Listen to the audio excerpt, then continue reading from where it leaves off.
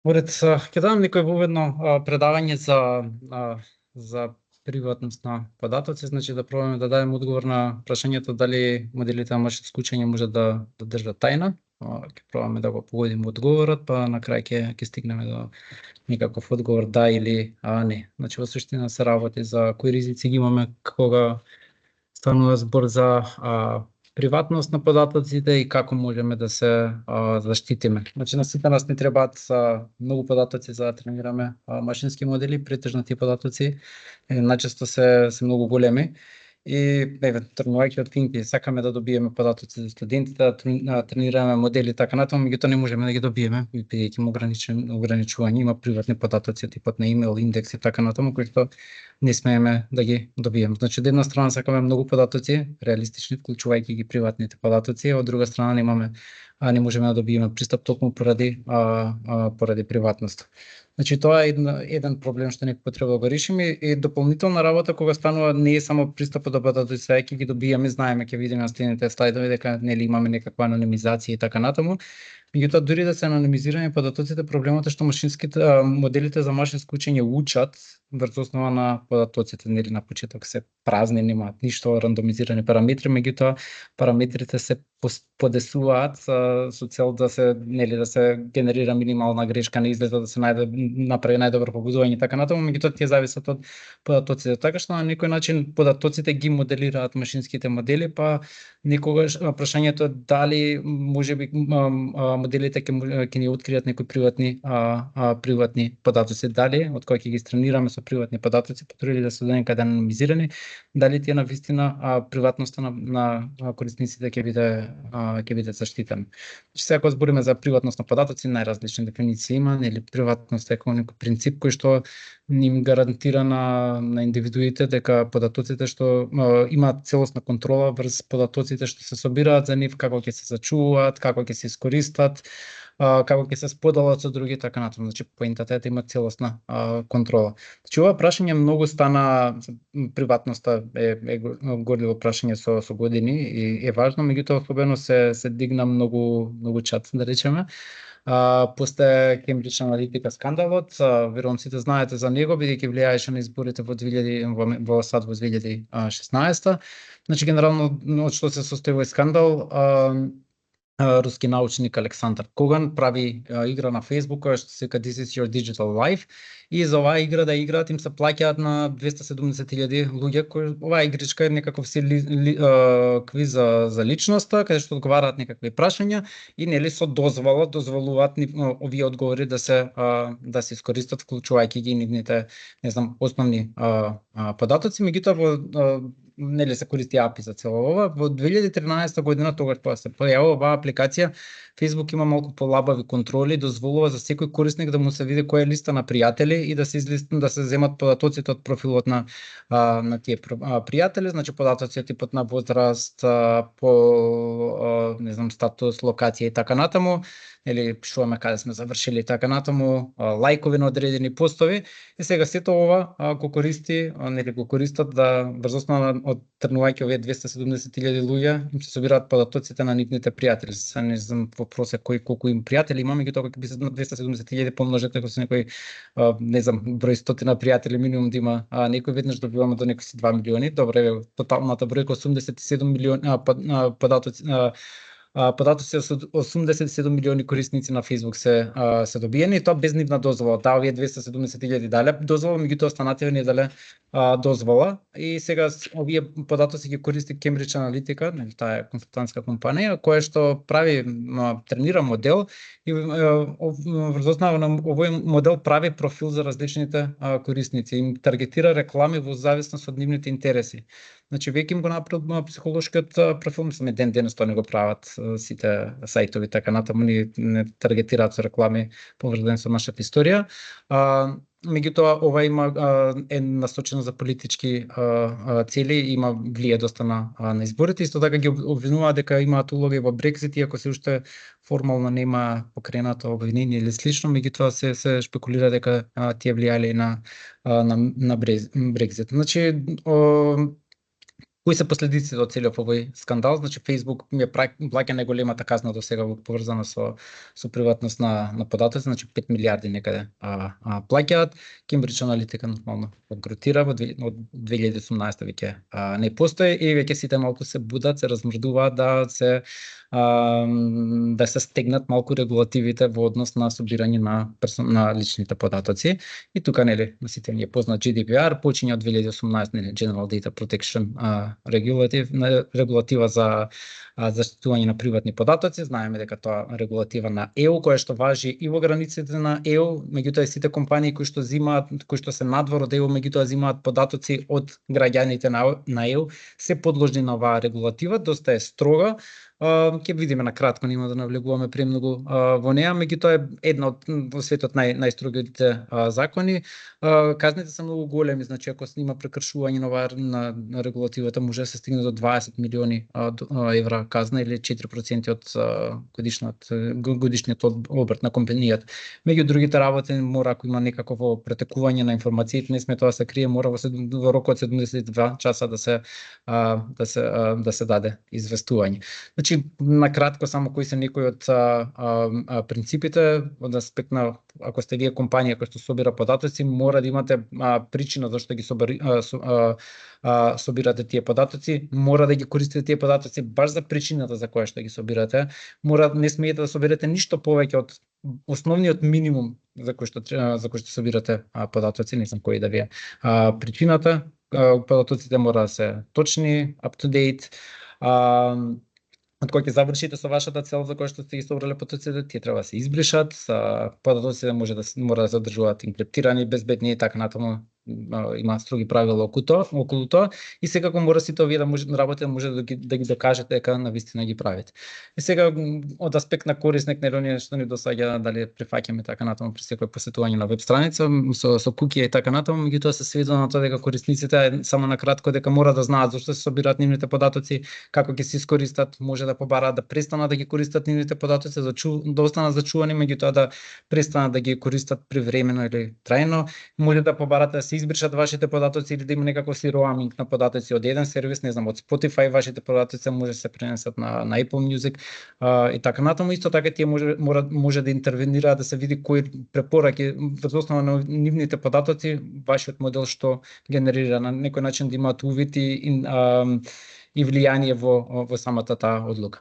Има и други регулативи, нема ни да ги разгледуваме, меѓутоа чисто кога земјите тие што работат со медицински податоци знаат дека ХИПА е регулатива за безбедноста на пациентите во САД. Кина има свој, Бразил, Индија, Канада, Јапонија, така натаму, меѓутоа голем дел од земјите овие или што не се споменати регулативите им се базирани на GDPR.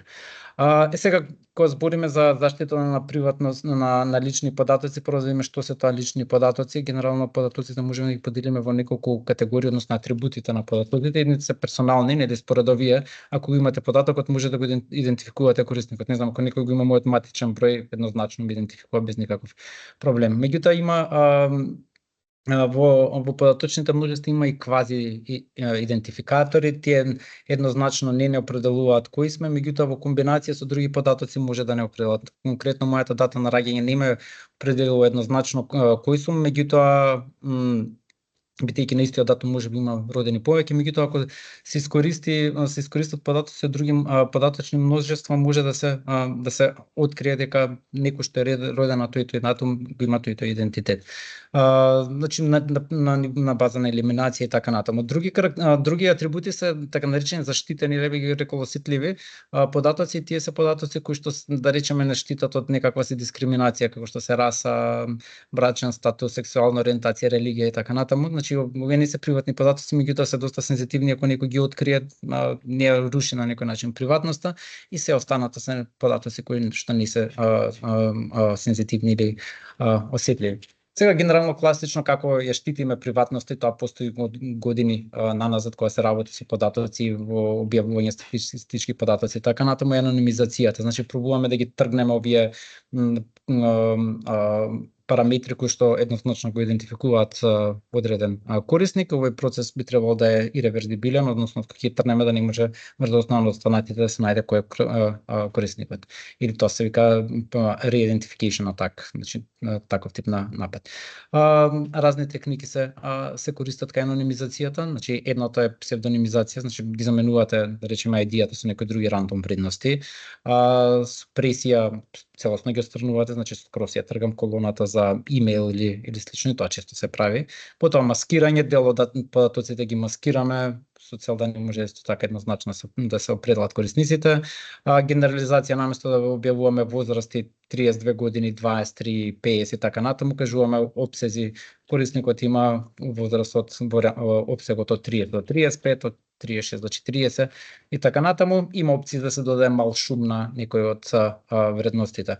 Значи, најчесто ова се користи кога се споделуваат податоци, меѓутоа не се користат овие техники во самото машинско учење. Значи, анонимизацијата не обезбедува, значи, да ги намалиме ризиците, меѓутоа не штитат целосно. Значи, дали анонимизирани податоци се целосно приватни? Одговорот е не. Повторно има уште еден скандал, да речеме, или напад, се вика Netflix Price Attack, односно Netflix што сакаат нудат награда од $1,000,000 на тоа што ќе го измисли најдобриот алгоритам за препораки. Нормално тие поседуваат многу податоци од нивните корисници кои што давале оцена за разните филмови, ги тргаат корисниците или прават анонимизација, ги нема нивните идентификатори, меѓутоа тоа што го даваат е која оцена за кој филм го имаат дадена.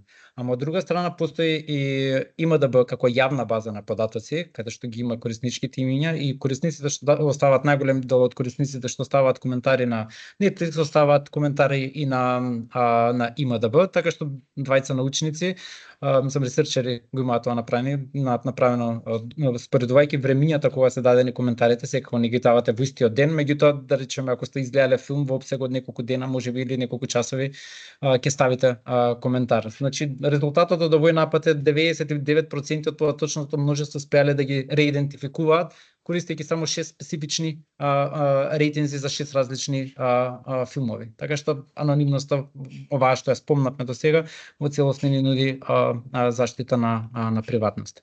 И сега има техники понапредни за посилни техники за анонимизација. Едната е K-anonymity, значи ги ако имаме K-анонимно податочно множество, тоа значи дека секоја постои група од вакви K корисници кои што имаат исти вредности на одреден атрибут. Тоа во некој се вика и криење да се криеме во гужвата, односно ако се криеме во гужвата, да речеме ако има некој атрибут болест, ако сите имаме да речеме сите имаме истата болест, не може да знаат кој сум јас. Нема како да ме идентификуваат затоа што колоната со анонимност веќе ми е трнато кој сум ID, така што болеста на сите не е иста и не може да ме идентификува. Значи генерално на квази идентификаторите ова се прави, значи се прават групи кои што по одреден параметар нема да се разликуваат. Иако е групата 5, тоа значи дека 5 корисници нема да се разликуваат по одреден параметар. Меѓутоа пак ова не е доволно добро, затоа што ако со одредена болест, ако сите луѓе имаат одредена иста болест во групата, тоа ми кажува која е мојата болест, што пак не ме идентификувале кој сум, меѓутоа ако знаат дека припаѓам на одредена група според zip код или слично, тогаш ја дознаваат која е мојата болест. iDiversity и не I туку L-diversity, значи L-диверзитет прави, бидејќи сега ова не беше еден напад кој се вика напад на хомогеност, тоа значи дека сите имаме истата болест. Сега треба да направиме овие групи кои што веќе се анонимни, според овој сензитивниот атрибут да има поголема разновидност. Значи не сме да има истата болест, мора да има, да речеме, ако се 2-3 болести и така натаму, мора да се појавуваат сите 3 болести, па така да не може да, ако знаат дека припаѓам во група, да не може да знаат која е мојата болест, бидејќи во таа група има различни болести. Меѓутоа повторно ова е проблем, ако се знае, да речеме дека пример се вика skewness attack. Ако оваа група ја нема истата дистрибуција на вредностите на осетливиот атрибут како и општата популација. Конкретно, ако само 1% од популацијата има рак, ако избере рандом човек, не може со многу мала сигурност може да каже дека тој има рак. Меѓутоа, ако во група од 10 луѓе, петорица имаат нели ваква кој што ги задоволува анонимите и така натаму.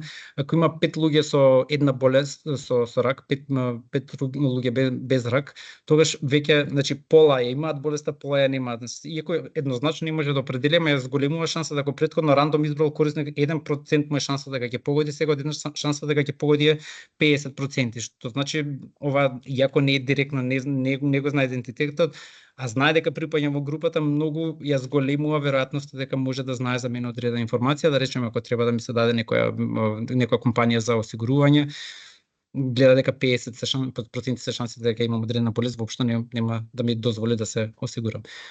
И ова се решава со уште едно ниво на комплексност, тоа се вика tick closeness. Ова значи дека во примерот што го кажавме од 10 луѓе, процентот на на вредностите на сензитивниот атрибут ќе биде ист како дистрибуцијата ќе му биде иста и како на општата популација. Значи во случајов со 1,99 во таа група од 10 луѓе би требало најчесто еден или од група од 100 луѓе, еден би требало мора да ми е поголема групата за да има логика, еден би требало да биде со таа болест, 99 да не бидат. Ова тешко се остварува, ако мораме да ги направиме вакви податоци, тогаш се губи и нивната корисност, бидејќи ќе мораме да маскираме одредени податоци, да се губи од квалитетот на самите податоци. Значи, прашањето дали овие техники се доволни за машинските модели, бидејќи машинските модели не се однесуваат само на самите податоци, тие учат врз основа на податоците. Знаеме дека некогаш имаат таа способност да ги засилуваат корелациите меѓу одредени атрибути, па дури и анонимни податоци и да се тренирани со анонимни податоци, машинските модели можат да излечат некакви си приватни податоци од корисниците. Значи анонимизираните податоци не се секојаш приватни и немаме 100% сигурност ако користиме анонимизирани податоци за да тренираме машински модели. Значи тука ни се отвара една нова серија на нов вид на напади, тоа се напади на приватност кај машинско учење. Најпознати се три напади. Едниот е membership inference, значи поентата е користејќи го моделот да можеме да видиме да извлечеме приватни информации за корисникот. Сега кои приватни информации ќе ги извлечеме, од тоа кои приватни информации ги влечеме се дефинирани овие три најпознати модели на напади. Едниот е membership inference, значи гледаме дали корисник е дел од податочното множество со кое што е истрениран моделот. Значи и покрај тоа што не изгледа дека не е страшно ако знаеме дали е некој дел или не, во суштина е строго нарушување на приватноста на корисникот, бидејќи ако некој бил на тестирање за дијабетес или рак и така натаму, веднаш потенцијално би можело, што бил во тестирањето, потенцијално многу голема висока шанса дека може би има, самото тоа што ја има болеста, самото знаење за присуство во тоа податочно множество со кое што се тренирал моделот е нарушување на приватноста. Другото е attribute inference, како му даја на македонски, предвидување на атрибутите или добивање заклучок за одредени атрибути, значи да добиеме и покрај тоа што не ги знаеме кои се сензитивните атрибути, знаеме јавни податоци за корисникот, име, некои јавни податоци за корисникот, не мора да се име и презиме, јавно достапни податоци со кои што моделот може би бил трениран врз основа на овие податоци и корелацијата со атрибутите кои што ги знаеме, ако успееме да извлечеме, знаејќи дека гледајќи го излезот, ако видиме дека има корелација помеѓу одредени атрибути, да можеме сензитивни информации да извлечеме. Ова е малку потежок напад од овој првиот и последниот е најамбициозниот data reconstruction, да можеме целосно направиме reverse engineering на податоците. Значи на некој начин би требало да го имаме, за ова треба да го имаме целиот модел, најчесто ќе треба да го знаеме целиот модел, кои се параметрите и така натаму, и за одредена класа на податоци, да речеме ако треба да класифицира дали е личност 1, личност 2, личност 3 и така натаму, да пробаме да го натераме да ни каже, знаејќи ги параметрите, нели како што кога тренираме му даваме влез, оптимизираме некоја функција, ова да пробаме влезот да го дознаеме. Значи обратната насока, да видиме која е најверојатната вредност на влезот за да се добие тој излез. Малку е потежок овој напад, меѓутоа сепак постои. Значи со овие напади може да се идентификуваат личности, да им се откријат сензитивни податоци и со тоа нели да се нарушат барањата на GDPR регулативата и другите регулативи. Значи генерално многу е важно што знае напаѓачот. Нели познати се термините white box, се знае се, во суштина го знае целиот модел, параметри, некојаш и дистрибуција на податоците и така натаму. Black box има минимално знаење, ама потребно му е некакво знаење. Најчесто знаењето што го има е излезот од моделот. Нели ако имаме некој API, му даваме влез и тој ни дава излез, и сега тој излез ако содржи веројатност, нели не само која е најверојатната вредност, туку ако ни даде цел вектор, не знам, класа таа и таа е веројатност толку и толку, класа 2 веројатност таа и таа, ако ни ги дава сите овие податоци, ни дава многу повеќе информација и врз основа на ова ќе можеме да извлечеме дали некој корисник припаѓал во податочно множество при тестирање или не. И grey box е некоја си мешавина. Знаеме архитектурата, меѓутоа не ги знаеме параметрите или знаеме само која е дистрибуција на податоците и така натаму. Значи кај овој membership се поединечно ќе ги разгледаме.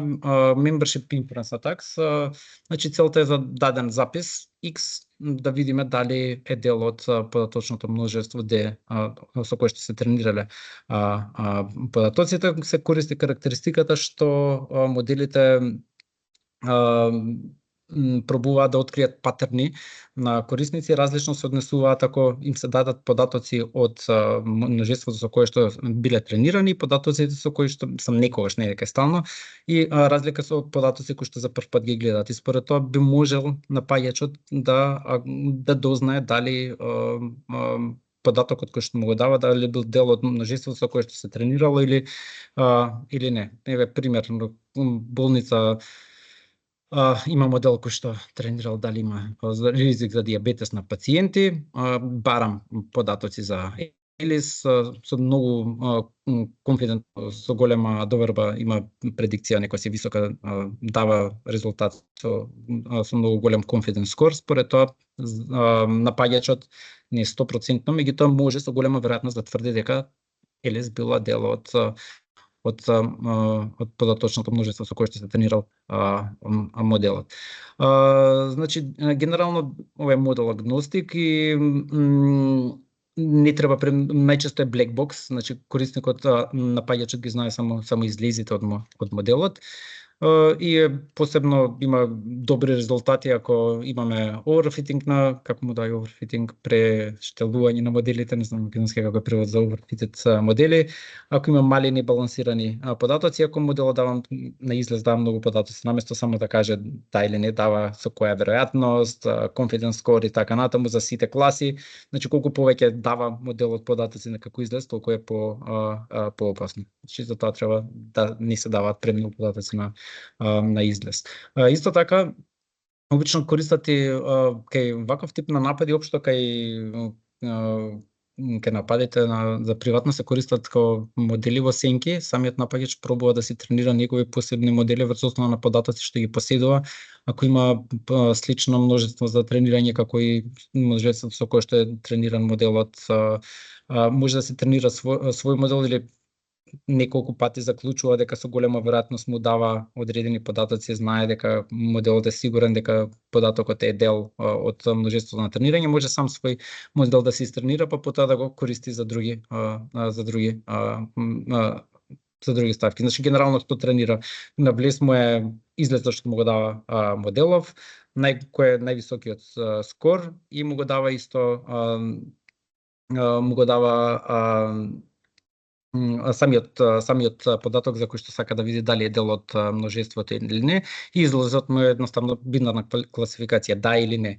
И потоа за одредени изрази што ги дава вистинскиот модел, го користи неговиот модел во сенка за да види која ќе биде вредноста, дали припаѓа или не. Не е 100% ова точно, меѓутоа зависи од тоа кои податоци ги има моделот, зависи тоа оригиналниот модел кој што пробува да го нападне, какви податоци дава на излез, меѓутоа чисто да нагласиме дека е можен како напад. Атрибут inference атака е кога сака да определи сензитивни информации и главно ги користи корелациите помеѓу одредени атрибути. Одредени модели ги засилуваат тие корелации, така што и покрај тоа што знае парцијални податоци за корисникот, генерира кверија, пак мора да го користи излезот од моделот за да може да дознае дали има некаква си корелација помеѓу одредени атрибути. Генерално се базира на confidence, мора моделот да дава confidence, односно колку е конфидентен во тоа што колку е сигурен во тоа што го дава, за да може овој напад да биде возможен овој напад. Не би навлагал, ако ги стави математики, не би навлагал премногу, меѓутоа идејата е му даваме податоци кои што ги знаеме, врз основа на оние податоци кои што ги знаеме, гледаме кој излез ќе го генерира и ги гледа излезите и пробува да ги анализира и гледа кои излези имаат, за кои вредности се корелирани, кои атрибути се корелирани. Ако за слични вредности на два атрибути гледа дека добива за одредени вредности од излезниот вектор с многу слични вредности, тоа значи дека не знам ќе може да го определи кој е сензитивниот податок, бидејќи е корелиран со податоци за кои што открил дека имаат заедничка јака корелација. Исто така поседуваат екстра податоци за, не знам, јадни податоци или дел од податоци кој што е трениран моделот. Повторно може да се направи shadow модел, пак не ќе скокне математиката, ама се прави сенка модел за да тој користејќи за да може да му предвиди со одредена точност која е вредност на одреден атрибут. Секако, овој напад е ефикасен ако има силна корелација помеѓу одредени фичери, ако имаме overfitting и ако напаѓачот знае дополнителни информации. Ако ги нема тие дополнителни информации, дополнителни податочни множества, не е толку ефикасен. И уште еден напад е model inversion, значи како што спомнав и на почетокот, оптимизацијски проблеми. За ова ни треба white box, рековме, или најчесто или grey box, меѓутоа мораме да ги знаеме кои се тежините на моделот. За почнува во суштина од рандом влез, random noise, гледа кој излезот, бидејќи ги знае параметрите, сака да каже, окей, ќе претпоставам дека сакам да го добијам излезот дека, не знам, ќе класифицира класа 1, да речеме како пример се дава имидж, да каже се дава на влез слика, да каже дали е Елис. И сега сакам Елис да биде. И сега за да го добијам излезот Елис, каков треба да биде влезот? Значи се движи наназад и пробува да го менува влезот. И сега влезот од рандом ќе почне се повеќе да личи на Елис. И нормално цело време ќе му го дава тоа како влез на моделот, ќе гледам моделот кој излез го дава, гледа дали се подобрува излезот, например ако веројатноста била 0,1, ако станала 0,3, значи промениве што сум ги направил се на кај подобри, ќе продолжи итеративно се дека не добија слика, сега изгледа малку невозможно, меѓутоа за одредени модели функционира, добива од неистата слика од Елис, меѓутоа добива од прилика слика за Елис, кој што потоа може да ја користи, не знам, таа слика да влезе некаде неовластено или слично, ако имаме препознавање на лик за да се влезе во одредена просторија. Ќе ова го имаме оваа слика, тоа што го кажав. Исто дека ефикасен овој тип на напад ако моделот дава многу детали во излезот. Ако има податоци кои што се многу уникатни, кои што ќе ги запамти моделот, конкретно ако имидж recognition, не знам, бемка на некој или нека лузна и така натаму, тоа е нешто што моделот, ако е трениран на тоа, моделот го има запамтено како информација и многу е веројатно дека може да го открие влезот, бидејќи ја има запамтено некако во параметрите оваа информација. Сега да видиме кои се решенијата за да можеме да се заштитиме. Генерално гледаме дека податоците на одредени индивидуи многу влијаат на излезот на моделот. Тоа што сакаме да го постигнеме е моделот со или без моите податоци да ги дава речисти истите излези. Меѓутоа, од ова до сега видовме дека ако не примениме одредена дополнителна техника, ова нема да функционира. Затоа решението не е differential privacy или како на македонски диференцијална приватност. И ова не е решение за сите овие проблеми и општо решение се да има некоја цена што ќе треба да платиме за диференцијалната приватност, меѓутоа доброто е што диференцијалната приватност не дава некаква математичка гаранција за приватност, односно може да се квантифицира, да не каже која е количината, колку протекување на приватност ќе имаме. И тоа можеме самите да се го контролираме. Можам да изберам големо протекување, можам да изберам мало протекување, меѓутоа кажавме тоа ќе си има своја цена. Значи диференцијалната приватност гарантира дека излезот на алгоритмот или на моделот за машинско учење, на нашиот модел, значи дека неговиот излез речиси нема да се разликува без или со моите податоци. Значи генерално споредуваме податочно множество со моите податоци и без моите податоци би требало на моделот да не му прави голема разлика. Како се постигнува, како се имплементира со додавање на шум во податоците. Не само во податоците, значи диференцијалната приватност може да се примени на многу нивоа. Значи едното ниво е кај самиот корисник, што значи тоа јас кога ги давам податоците не му верувам на тоа што ќе ги чува моите податоци, така што кога ќе му кажувам, кога ми спрашува за некои работи, помалку ќе го подлажувам, да речеме, односно нема да му давам целосно вистината. Друго е кога се тренира, значи дека се тренира моделот, нели кога се пресметуваат градиенти и така натаму, малку да се додава шум, така што ќе избегнеме можноста моделот некои карактеристики да ги научи. Исто така може да се додаде шум во функцијата за која што пробуваме да минимизираме, нели loss function, можеме таму да додадеме малку шум, а можеме и во излезот да дадеме шум. Ништо друго нема шум никаде, меѓутоа кога ќе му го дадам излезот на корисникот на тој што го бара, нели ќе му додадам малку шум. Значи на различни места може да се додава овој шум и со различни методи. Ќе пробаме сега тие да ги накратко да ги објасниме. Нормално ќе кажуваме за многу поедноставни примери, меѓутоа да се свати поентата на кој начин се користи диференцијалната приватност. Ќе почнеме со едноставен пример кој што нема врска со модел за машинско учење, меѓутоа е пример од книга, кај што Елис и Боб се двајца репортери, нели имињата за во безбедност што се користат Елис, Боб и Ева, двајца репортери кои што сакаат за компанија некој да дадат информации, меѓутоа компанијата чува приватни податоци кои што се плата, која е позиција на вработените, контакти и така натаму, меѓутоа на нив им кажува дека може само агрегирани информации да дадат. Значи број на вработени, колку е просечната плата и слично, и на тој начин не би имало никакво нарушување на приватноста. И сега специфичен е случајот, меѓутоа може не, сакаме ние за сите податоци, за сите случаи да осигураме дека има приватност. Во јануари Елис дава извештај од податоците од компанијата дека имала 100 вработени, просечна плата $55,000. Во 2025 Боб исто прави според податоци некој извештај и сега добива во извештајот има дека има 101 вработени, $56,000 дека е просечната плата. Наведум нема никакво протекување на приватни информации, меѓутоа еве сега доаѓа и Ева Eavesdropper, која што заклучува врз основа на овие извештаи дека за еден месец дошол еден вработен и дека просечната плата од 55,000 станала 56,000, така што ако се пресмета 56,000 по 101 минус 55,000 по 100 се добива дека тој вработен што дошол е 156,000. Не се знае за кој е вработен, меѓутоа нели се има зборови за надворешни избори. Ги интервјуирала инкогнито, дознала дека не знам кој Сем дошол во компанијата и објавува после статија дека Сем се вработил во компанијата за $156,000 плата, иако просечната плата е 55,000, значи многу се разликува над просекот. И сега, бидејќи се објавени неговите приватни податоци, ќе тужи компанијата и така натаму, значи имаме протекување на приватни информации, иако репортериве или си Боб не направиле ништо грешно. И сега што сакаме да направиме за заштитиме од целото ова, треба да додадеме некаков си мал шум. Сега каков е шумот што ќе го додадеме?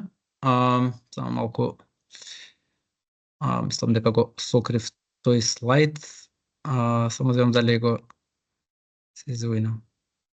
Добро, тој слайд ми е сокриен, меѓутоа шумот е следниот. Ќе додаде од прилика, сам тој слайд не требаше да додадам во извештајот, тако и и Елис и Боб, прво Елис беше прва, ако каже дека се вработиле 102, например, или 103 наместо 100, значи додала шум од плюс 2 и дека просечната плата е 55.000 и нешто, значи не знам, плюс некои си $500.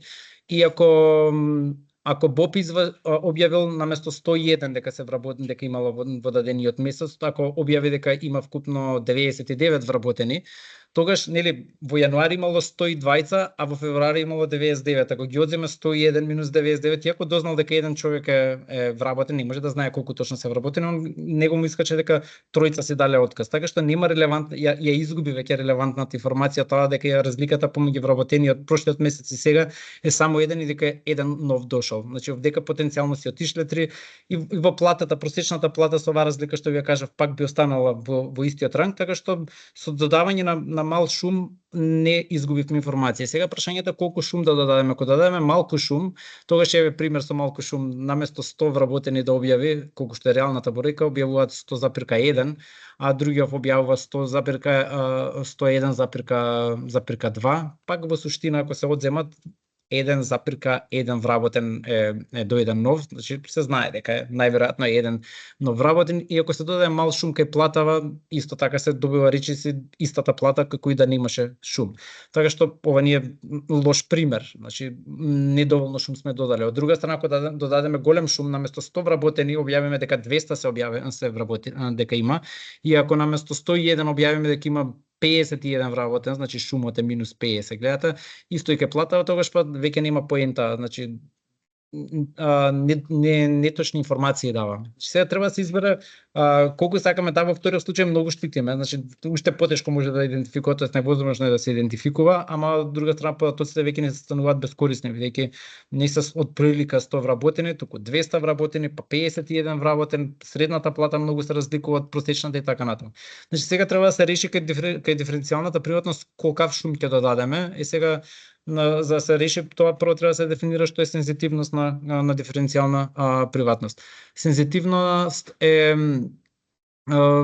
колку едниот вработен ќе смени во резултатите. Конкретно ако се бројки на податоци, број на вработени, ако еден си отиде, тогаш сензитивноста е 1, бидејќи за еден ќе се смени бројката.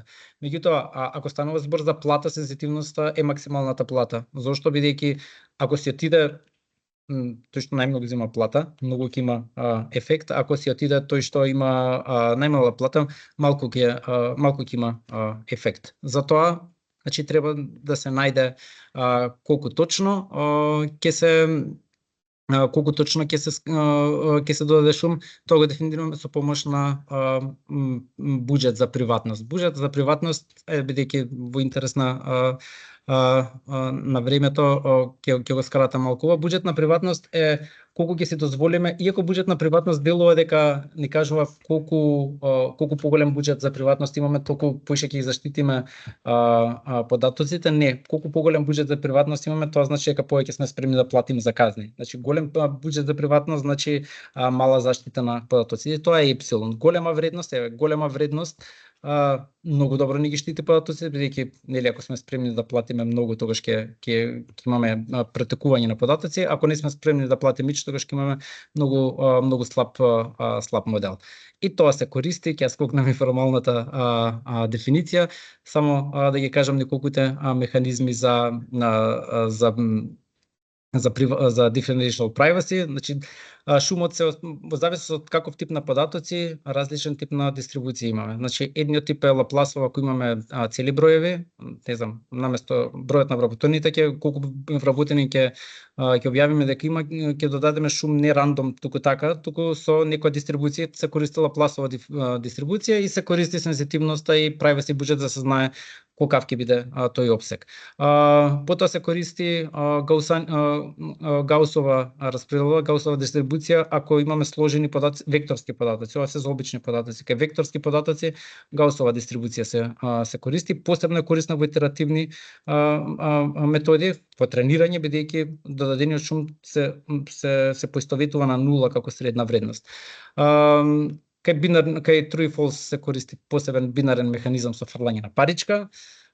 Чисто на кратко, ја кажувате вистина, ако ви се падне петка, ја кажувате вистината, ако ви се падне глава, фрлате уште еднаш паричка и во зависност од тоа дали ќе биде петка или глава, кажувате да или не. Значи може да е вистина, може и нема, не ја кажувате вистината. Во зависност паричката што ви каже. И врз основа на ова се постигнува голема приватност, е даден пример кај што само 2% грешка имаме. Експоненцијален механизам се користи кај ако имаме податоци од типот на категории, не знам, разни статуси, не знам, ориентација и така натаму, се користи експоненцијална дистрибуција, експоненцијална веројатност.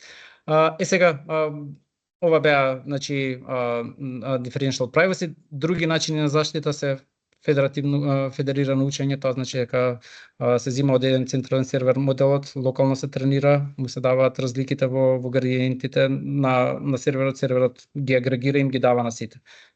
По дефолт не гарантира безбедност на податоците, приватност мора да се комбинира со differential privacy. Исто синтетичко генерирање на податоци. Ако генерираме модел трениран врз реалните податоци и него го искористиме да ни генерира податоци, ќе добиеме дистрибуција бесконечно многу податоци, ќе добиеме дистрибуција со истата распредел, меѓутоа пак и ова не ни генерира по дефолт, не ни генерира заштита на приватност. Значи секаде како средство, како најдобар начин за заштита на податоците на приватноста ни е differential privacy.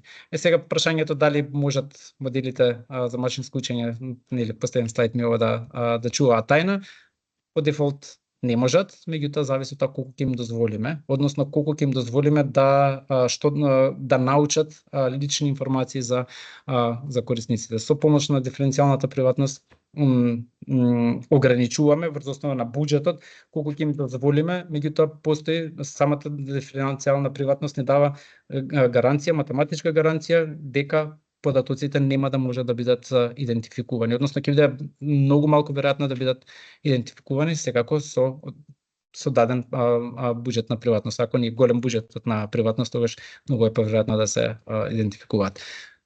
Толку од приватност, дали има прашање?